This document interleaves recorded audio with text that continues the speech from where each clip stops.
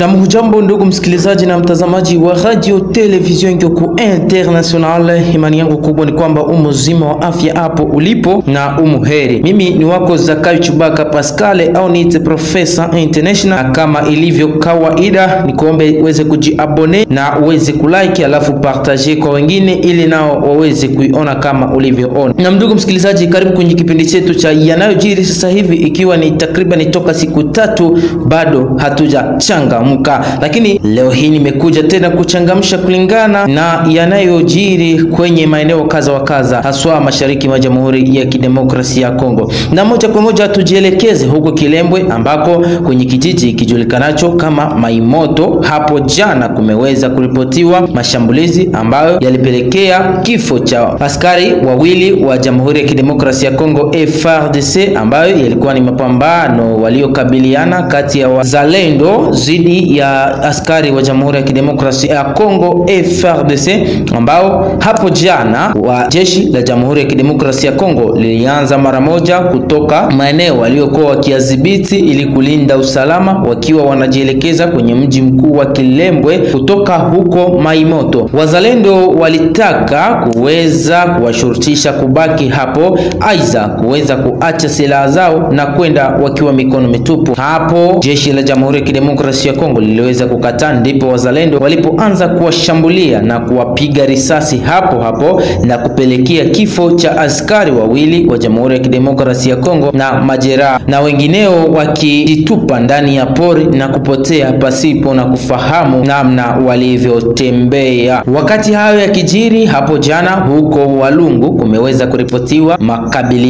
mapambano makuu kati ya wapiganaji wazalendo zidi ya waasi wa M23 wanaoungwa mkono na Rwanda huko maeneo ya Walungu. Mapigano hayo yaliweza kuripotiwa kwenye maeneo kadhaa kama maeneo ya Bwahungu, Burale, Walungu Centre na Kanyola, ambako inasemekana moto uliweza kuwaka kweli hapo jana, ikiwa ni kati ya waasi wa M23 zidi ya wapiganaji wazalendo. Huko mapigano mengine yakilipotiwa huko maeneo ya Belalo mbili ni kwenye tarafa la Fizi, ikiwa ni kwenye maeneo mpakani kati ya tarafa la Fizi na la Mwenga, ni huko kwenye milima mikuu ya Fizi, Mwenga na Uvira, ambako inasemekana kuliweza kuripotiwa mashambulizi makubwa kati ya waasi wa Twirwaneho Redi Tabara na Ngumino zidi ya wapiganaji wazalendo, ambako kuliweza kusababisha vifo vya makamanda kadhaa wa Twirwaneho pia na majeruhi kadhaa kwa upande wa wapiganaji wazalendo. Wakati hayo yote yakiendelea, asubuhi ya leo umeweza kulipotiwa mapigano ambayo yaliweza kufanyika huko Bibokoboko, ikiwa ni kwenye tarafa la Fizi, mapigano ambayo yaliweza kuanzishwa na wapiganaji wazalendo wakiwa wanashambulia jeshi la Jamhuri ya Kidemokrasia ya Kongo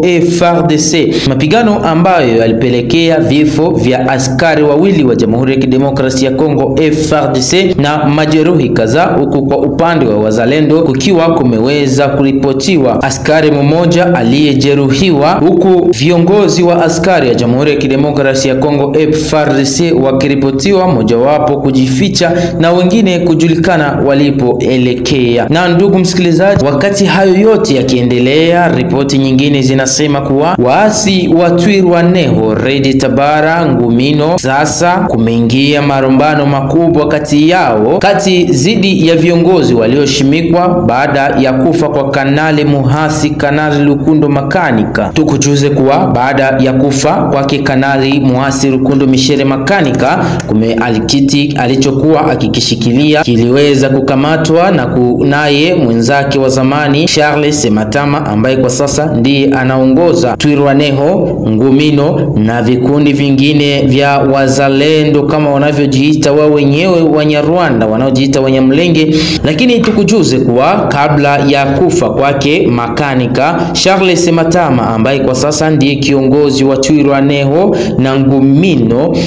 walikuwa hawapatani kulingana na kutofautiana kwao kwa hali ya utendaji wa kikazi, pia kwa hali ya sapoti za wakuu walioko maeneo kadhaa, huko mmoja kati yao akiwa anapokea msaada kutoka kwake Moize Nyarugabo naye Azarias Ruberwa, huku mwingine akiwa anapokea msaada kutoka kwake Kagame kukiwa utofauti kati ya uongozi. Charles Matama aliyekuwa mlinzi wa zamani wa Laurent Nkunda Batware sasa ndiye kiongozi mpya anayeongoza Twirwaneho na Ngumino baada ya kufa kwake Kanali Rukundo Michel Makanika. Tukujuze kuwa Ngumino kwa sasa inajigawanya kwa vikundi viwili, kukiwa Ngumino ya Charles Matama ambaye kwa sasa ndiye amevichanga vikundi hivyo na kuungana na Twirwaneho, na kukiwa Ngumino ya Nyamsaraba ambaye ndiye anadhibiti maeneo ya Bijabo, Masango na Rubuga ambako ndiko kunawekwa kambi kuu yake bwana Nyamusaraba, huku Charles Matama ambaye kwa sasa ndiye anaongoza vikosi hivi viwili. Kikosi cha kwanza kikiwa ni kikosi cha Twirwaneho ambacho kilikuwa kikiongozwa naye Kanali Muhasi Rukundo Makanika ambaye amefariki hapo kabla wiki chache zilizopita,